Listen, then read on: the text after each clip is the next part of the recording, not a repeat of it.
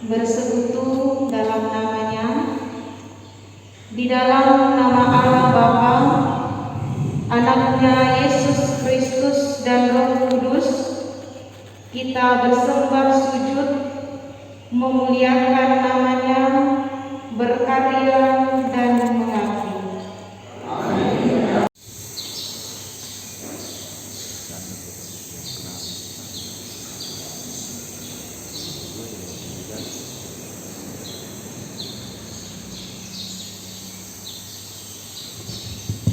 Kita akan membaca Alkitab dari Perjanjian Baru 1 Korintus 14 ayat 26 sampai 40. 1 Korintus 14 ayat 26 sampai 40.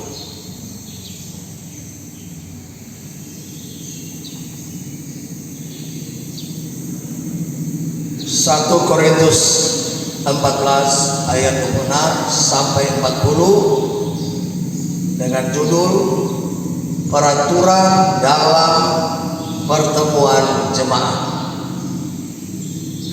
Jadi bagaimana sekarang saudara-saudara?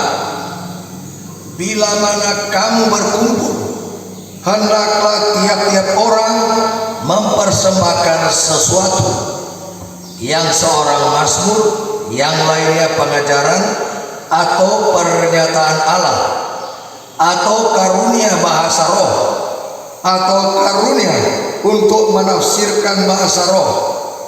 Tetapi semuanya itu harus dipergunakan untuk membangun. Jika ada yang berkata-kata dengan bahasa roh, biarlah 2 atau sebanyak-banyaknya 3 orang, seorang demi seorang, dan harus ada seorang lain untuk menafsirkannya. Jika tidak ada orang yang dapat menafsirkannya, hendaklah mereka berdiam diri dalam pertemuan jemaat dan hanya boleh berkata-kata kepada dirinya sendiri dan kepada Allah. Tentang nabi-nabi, baiklah 2 atau 3 orang di antaranya berkata-kata dan yang lain menanggapi apa yang mereka katakan. Tetapi jika seorang lain yang duduk di situ mendapat pernyataan, maka yang pertama itu harus berdiam diri. Sebab kamu semua boleh bernubuat seorang demi seorang, sehingga kamu semua dapat belajar dan beroleh kekuatan. Karunia nabi, takluk kepada nabi-nabi, sebab Allah tidak menghendaki kekacauan, tetapi damai sejahtera. Sama seperti dalam semua jemaat, orang-orang kudus, perempuan-perempuan harus berdiam diri dalam pertemuan-pertemuan jemaat, sebab mereka tidak diperbolehkan untuk berbicara. Mereka harus menundukkan diri seperti yang dikatakan juga oleh hukum Taurat. Jika mereka ingin mengetahui sesuatu, baiklah mereka menanyakannya kepada suaminya di rumah, sebab tidak sopan bagi perempuan untuk berbicara dalam pertemuan jemaat. Atau adakah firman Allah mulai dari kamu, atau hanya kepada kamu sajakah firman itu telah datang? Jika seorang menganggap dirinya nabi atau orang yang mendapat karunia rohani, ia harus sadar bahwa apa yang kukatakan kepadamu adalah perintah Tuhan. Tetapi jika ia tidak mengindahkannya, janganlah kamu mengindahkan dia. Karena itu, saudara-saudaraku, usahakanlah dirimu untuk memperoleh karunia untuk bernubuat, dan janganlah melarang orang yang berkata-kata dengan bahasa roh. Tetapi segala sesuatu harus berlangsung dengan sopan dan teratur. Demikian pembacaan Alkitab. Terima kasih.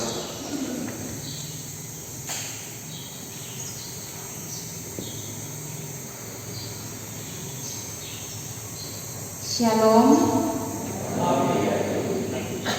Jemaat yang tentunya diberkati dan dikasihi oleh Tuhan kita Yesus Kristus. Ada sebuah perumpamaan yang sangat singkat. Ada satu grup band yang hendak melakukan suatu konser musik. Grup band itu terdiri dari beberapa pemain musik. Ada pemain gitar, pemain bass, pemain keyboard, pemain perkusi, dan vokalis atau penyanyi.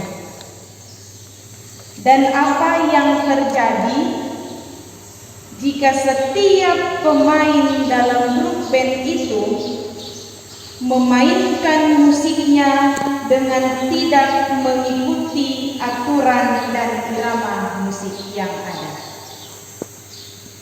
Pastinya akan menghasilkan bunyi yang bising yang dapat menyakitkan telinga kita, kacau, dan bunyinya menyakitkan telinga yang mendengar. Dan orang tidak dapat menikmati musik itu. Hal yang sama juga dapat terjadi dalam suatu persekutuan ibadah. Jika ibadah tidak berlangsung berdasarkan aturan dan kesopanan yang jelas, maka akan terjadi kekacauan yang ada.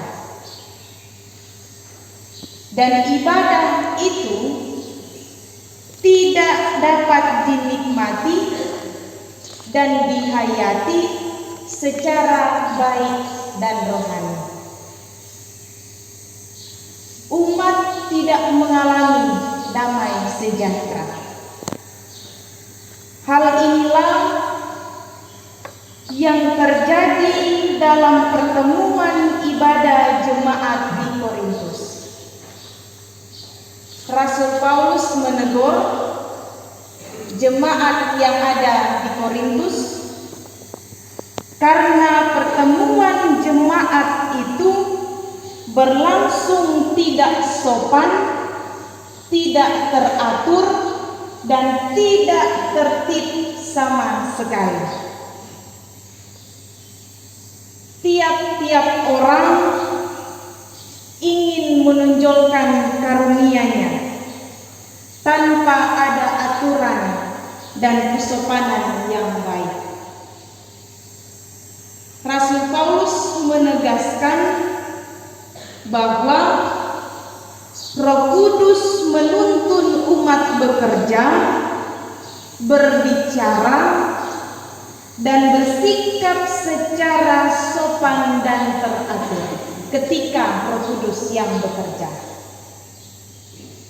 Dan Rasul Paulus juga menekankan kepada jemaat Korintus agar memperhatikan ketertiban dalam suatu ibadah.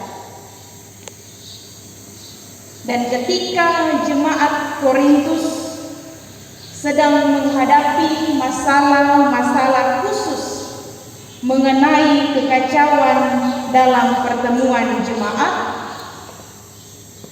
Paulus lebih tegas lagi mengatur ibadah itu dengan berkaitan penggunaan karunia roh yang ada. Karena kerap keliru di antara anggota jemaat. Jemaat di Korintus memakai karunia roh hanya untuk menyenangkan diri sendiri dan kesombongan pribadi yang ada. Paulus menasihatkan mereka agar semua karunia roh itu dan aktivitas dalam pertemuan jemaat harus dipergunakan untuk membangun, menopang, membimbing, menuntun suatu persekutuan jemaat yang ada. Dan orang yang dipenuhi dengan Roh Kudus bisa juga dapat mengontrol dirinya sendiri, bukan asik sendiri, tanpa memikirkan orang lain. Hakikatnya kasih, sehingga pertemuan ibadah tidak menjadi kacau. Orang yang dipenuhi dengan Roh Kudus, hidupnya tidak berpusat pada diri sendiri, tetapi berpusat kepada Tuhan dan kepada sesama manusia. Orang yang dipenuhi dengan Roh Kudus bersedia dipimpin, diatur agar tercipta damai sejahtera dalam suatu persekutuan. Namun penting untuk mengatur agar setiap karunia dapat digunakan bagi kepentingan membangun jemaat.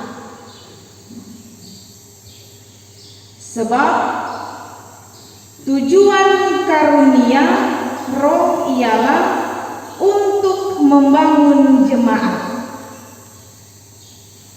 Tidak peduli seberapa heboh dan bersemangatnya suatu ibadah ini, semua harus dilakukan dengan penuh kesopanan dan keteraturan yang ada.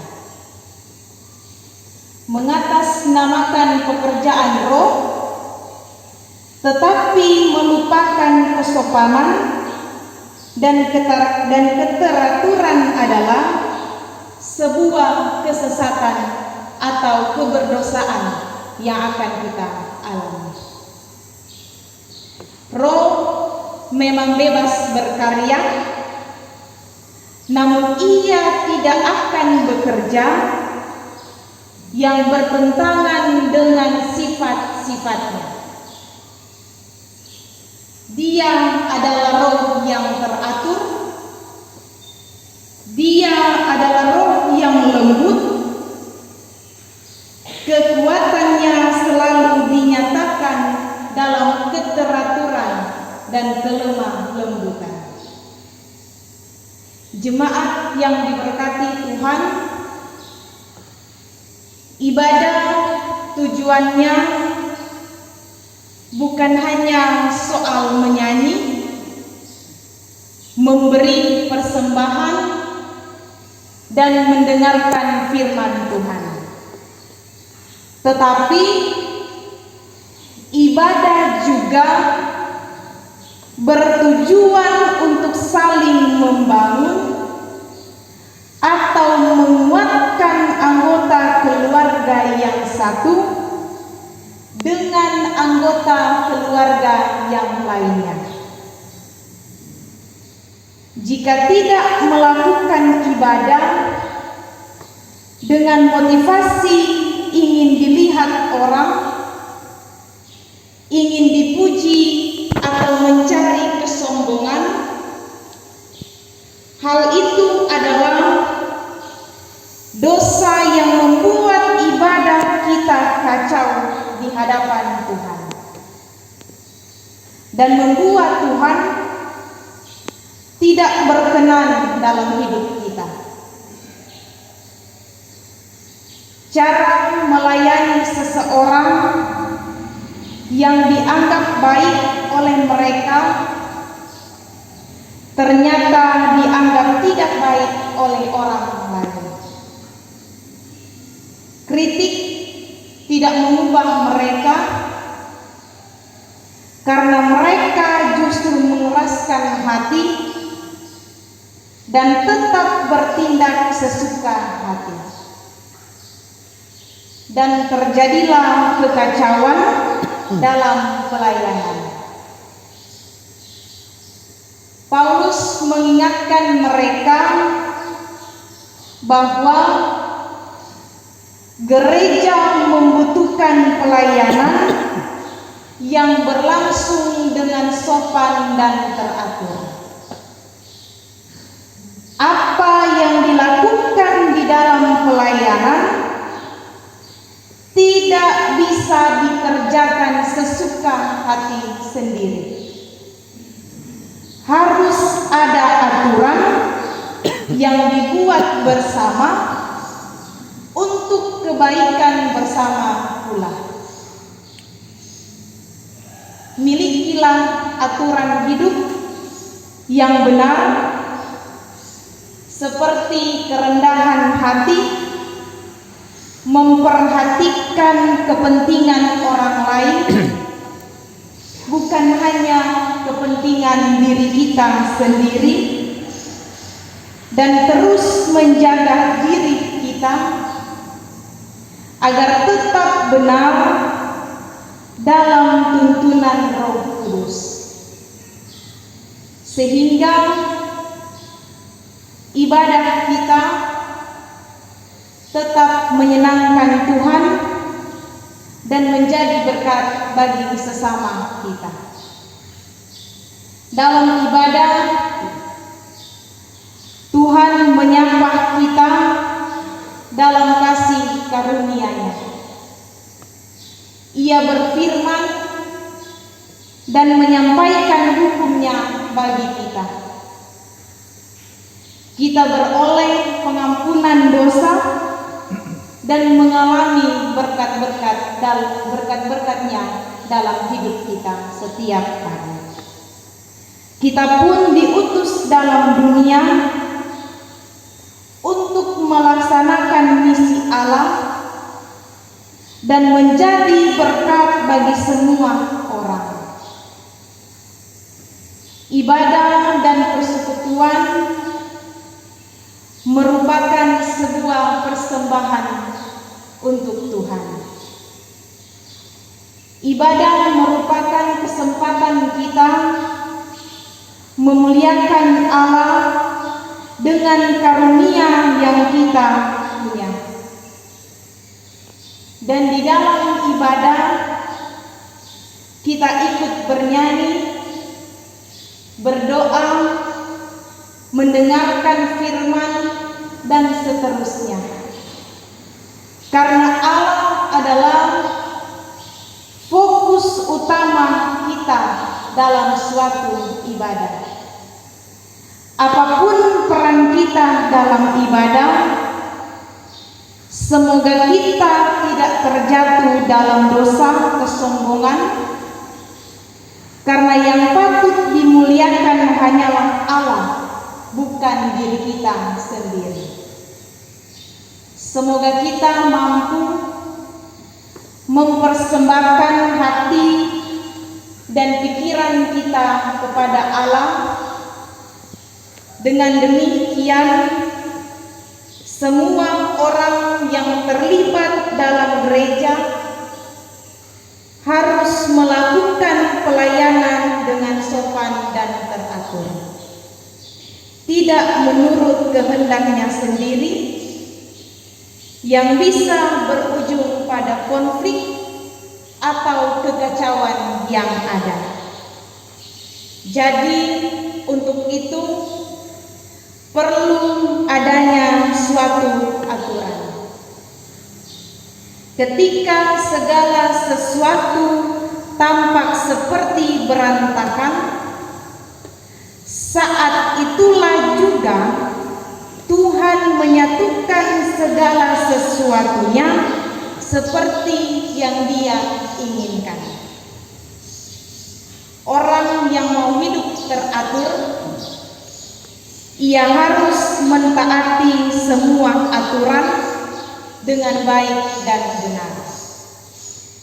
Ketika kita mentaati peraturan yang ada, niscaya kita percaya kebebasan dalam kebenaran akan senantiasa kita nikmati, baik secara pribadi atau berjemaat dan dimanapun kita pergi dan berada.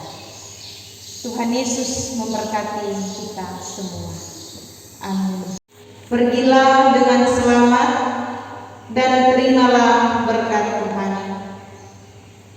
Pergilah dengan sejahtera umat Tuhan. Pergilah dengan damai menurut kasih Tuhan saat ini sampai